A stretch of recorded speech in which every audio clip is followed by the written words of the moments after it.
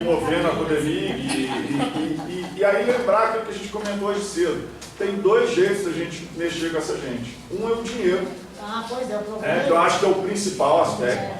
Então, uma coisa que a gente falou no Horizonte semana passada, e a Maria João falou muito disso, eu fiz uma pergunta para ela: como é que é essa coisa de vocês conseguirem fazer cumprir lá as exigências para a revitalização dos rios? Ela falou: a gente impõe as multas e elas são muito caras.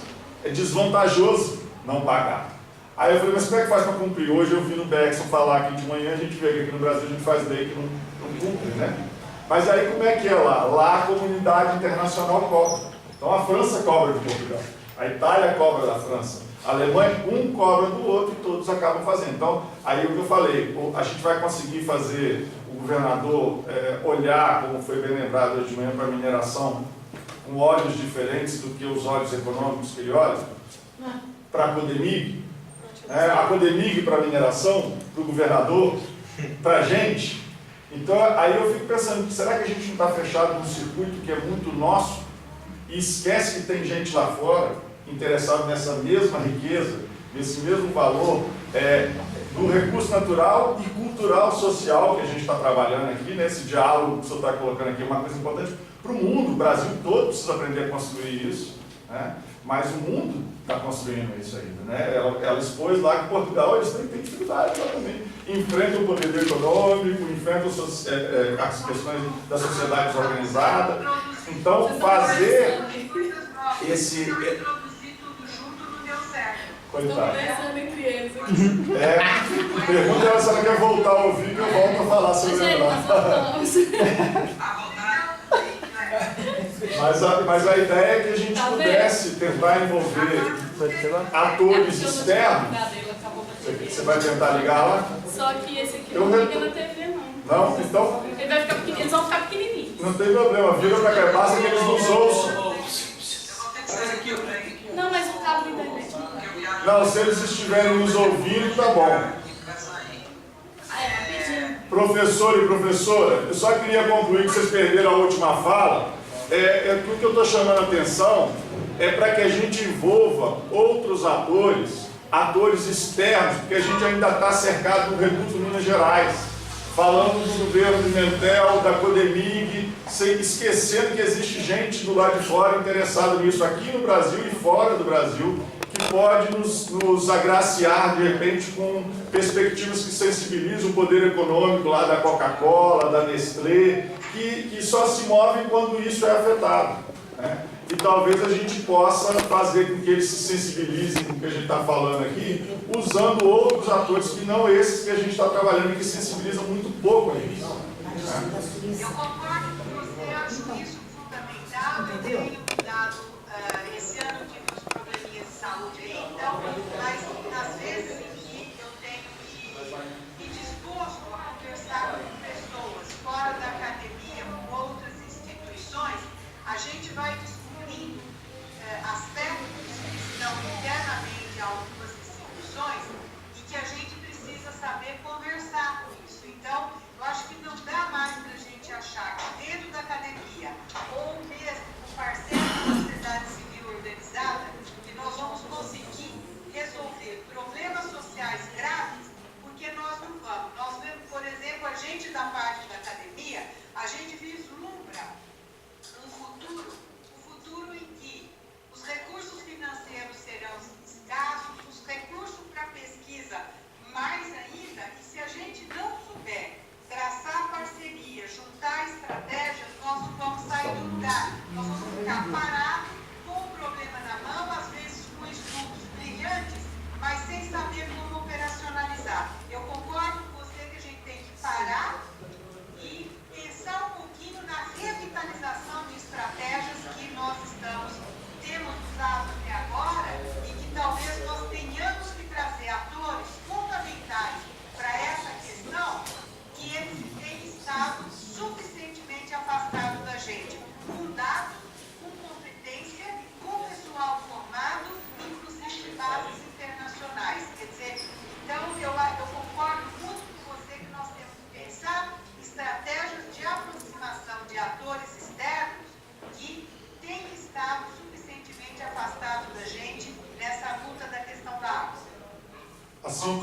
A sintonia é recíproca, tá, professora? Porque hoje de manhã o doutor Bergson falou disso aqui comigo, eu falei com a Estela, que é presidente do comitê de bacia, a gente estava comentando com o Marcos aqui, comentei com o Pedro na hora do almoço, que é exatamente isso que a senhora falou aí, é o que a gente está aqui pensando. Nós todos estamos com problemas de recursos, de pessoal, de limites, que a gente só vai resolver quando a gente se integrar e achar perspectivas comuns onde a gente possa trabalhar juntos.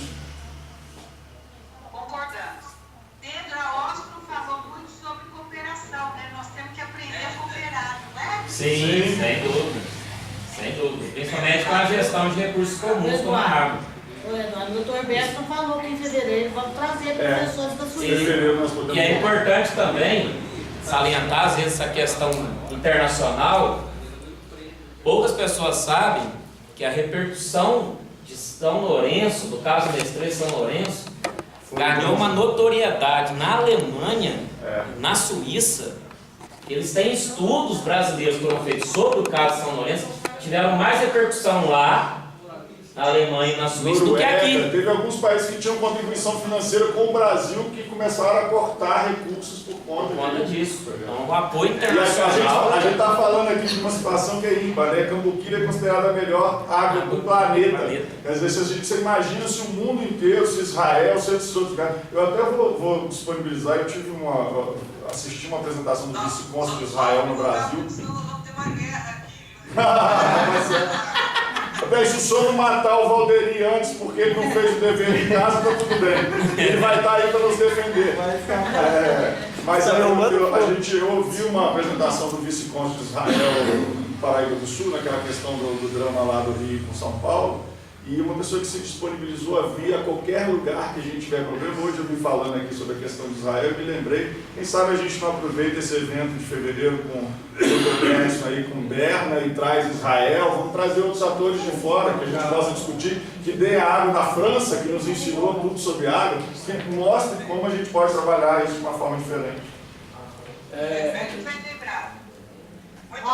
Pedro, professor. Muito obrigado, deve ficar bem, nos falamos na próxima semana.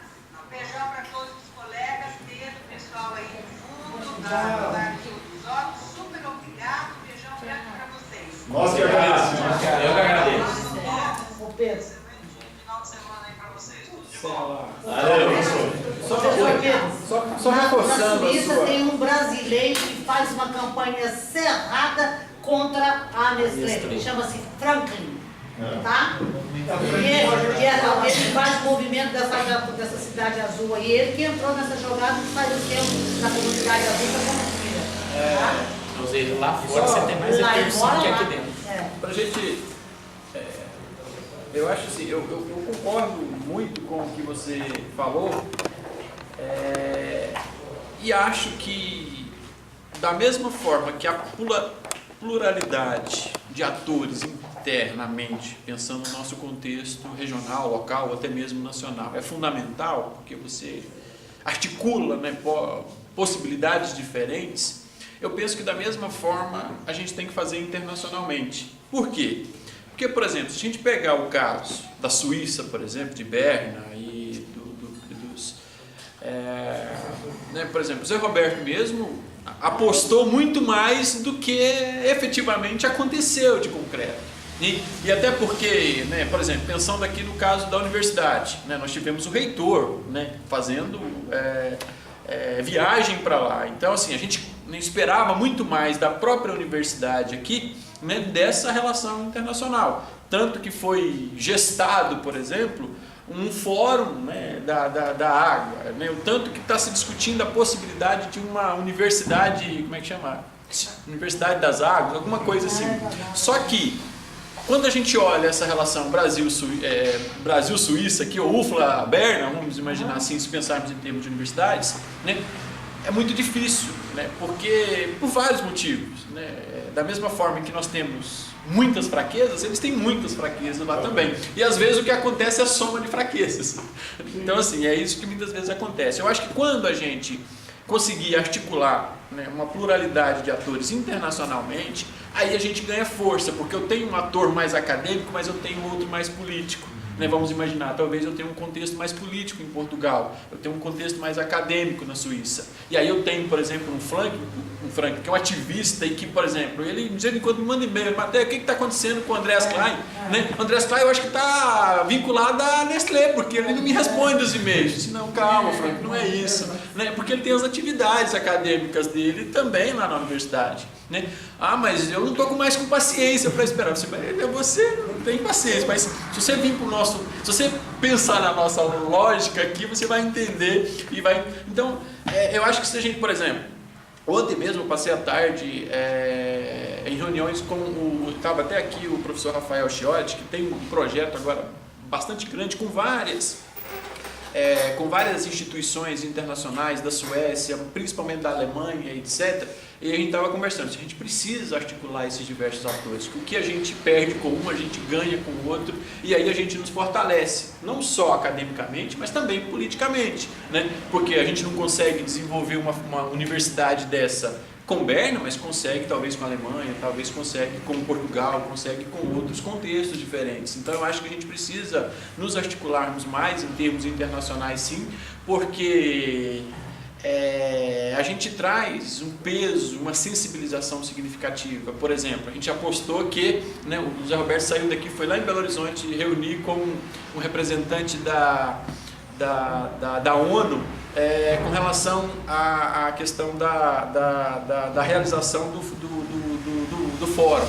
Né? Também, né, ele achou a ideia muito bacana, mas não foi para frente. Né? E aí, por exemplo, depois que toda essa discussão hoje, por exemplo, eu tenho uma amizade até próxima com um grupo da Unesco, que é o professor Luiz Osterbeck, que é o representante, que é o secretário-geral do Conselho de Filosofia e Ciências Humanas da Universidade. Posso puxar ele para essa discussão, apesar de que ele é uma pessoa que é muito do lado do fórum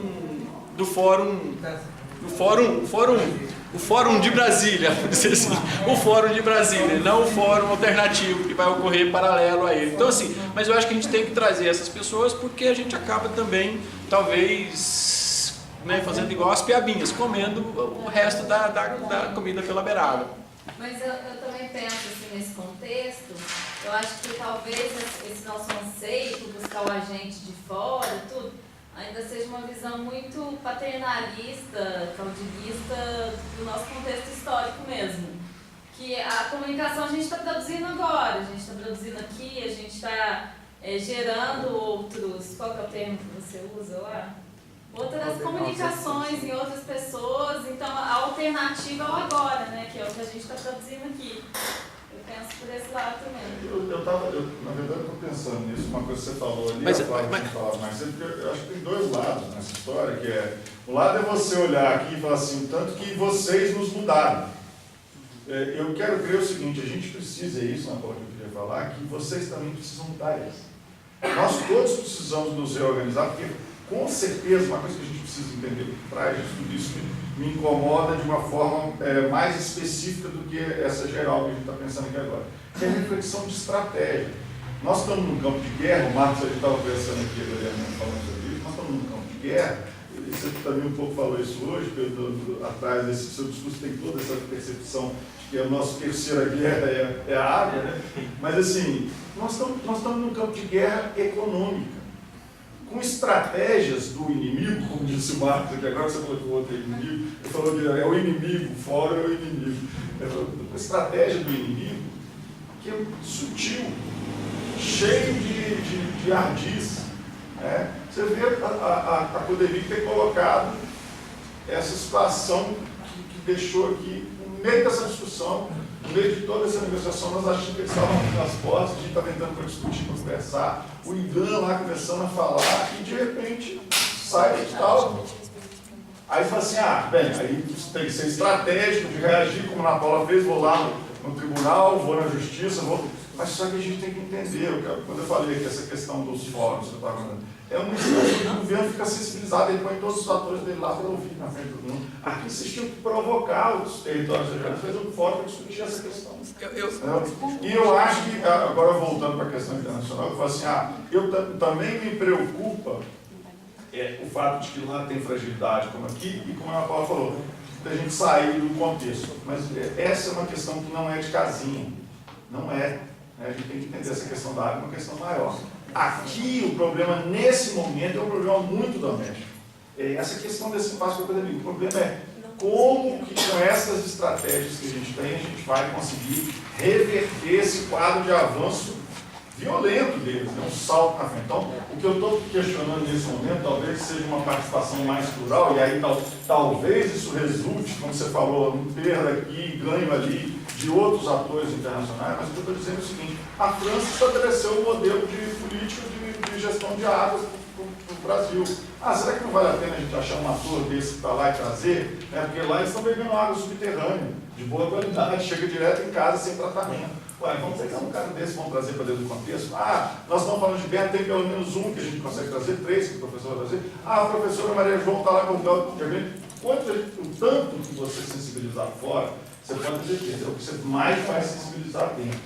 Hoje, assim, para te falar a verdade, hoje o nosso governador está mais sensibilizado, porque qualquer coisa, o grupo ali da professora Luísa de corrupção, se você chegar aqui vai tremer, porque ele acabou de ser indiciado como réu.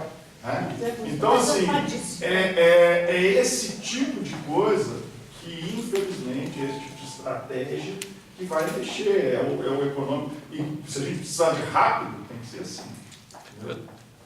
Eu estou acompanhando, ele está falando do lado do Estado, e eu também estou pensando do lado do Estado. Na verdade, estou falando do lado do Estado, não, porque se o Estado não liga, vai até eu apanhar. Quando eu estou pensando aqui, essa questão internacional, eu estou pensando, porque assim, eu não penso que você tem que se aproximar, né, das relações internacionais no sentido de nos ensinar ou de nos empoderar histórico, social, politicamente. Eu não vejo nesse sentido. Eu vejo no sentido institucional.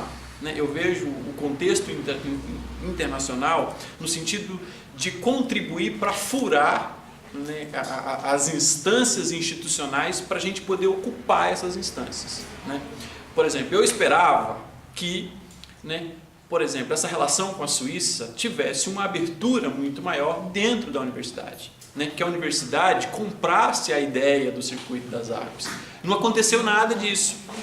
Então, se a gente abre essa possibilidade internacionalmente, que é mais fácil da gente conseguir do que internamente, aí é hora da gente ocupar enquanto movimento político, enquanto movimento social, etc. É nesse sentido que eu penso. E aí, para você furar o Estado, para você furar a universidade com essa relação internacional e institucional, eu acho que é estratégico. Agora, no sentido de que, por exemplo, eu acho que, se pensar, por exemplo, o curso que o Andréas veio dar lá em Cambuquira, quem saiu cursado foi ele. Ele que saiu dali mais formado do que tudo, porque o que aconteceu ali aquela semana foi um show de formação política, de formação até mesmo no sentido de organização social, etc. Então, ou seja, internacionalmente não tem muito o que aprender com relação a isso. Agora, com relação a essa relação institucional, infelizmente tem, porque nós temos esse vício institucional. Então, eu acho que, nesse sentido, as relações internacionais contribuem para furar esses bloqueios do Estado, para furar esses bloqueios da universidade, para que a gente possa, então, num segundo momento, ocupar esses espaços. Aproveitando que está todo mundo aqui, está tendo esse bate-papo, eu queria levantar a questão do edital. Você falou dos imediatismos e das questões que a gente tem que resolver. E até brinquei com o Valderi, que causou esse edital, porque ano passado, quando eu conheci, ele estava todo tristinho. Poxa, tem que trabalhar com notícia velha. Aí veio o edital. E você viu que eu previ o colóquio um mês e meio antes do edital. Não, porque a gente... O problema é só que se eu fizer o ano que vem mais edital, vocês não vão ir nunca mais num evento meu, né? Eu vou organizar. Esse é o problema. Acabou. Se eu falar assim, vai ter evento. Não, vai ter edital. Porque vocês que estudam essas questões, e a gente que lida isso no dia a dia, a gente tem muito claro que a nossa relação com a Codemig é uma relação completamente fracassada. Tanto do lado de lá, quanto do lado de cá. E a gente sabe que a gente vai barrar desse edital e vai vir outro, e assim vai seguir sucessivamente, não importam as forças que a gente possa alocado, já resolveu essa questão. O primeiro edital nós derrubamos, mas quem era governador era o Itamar Franco. E ele derrubou, e agora a gente não tem que derrubar mais não. A gente estava previsto terminar às 4 e tem uma aula às 5. Aí já é 5h15. Aí vocês podem ficar à vontade, aí eu vou para a aula dos meninos do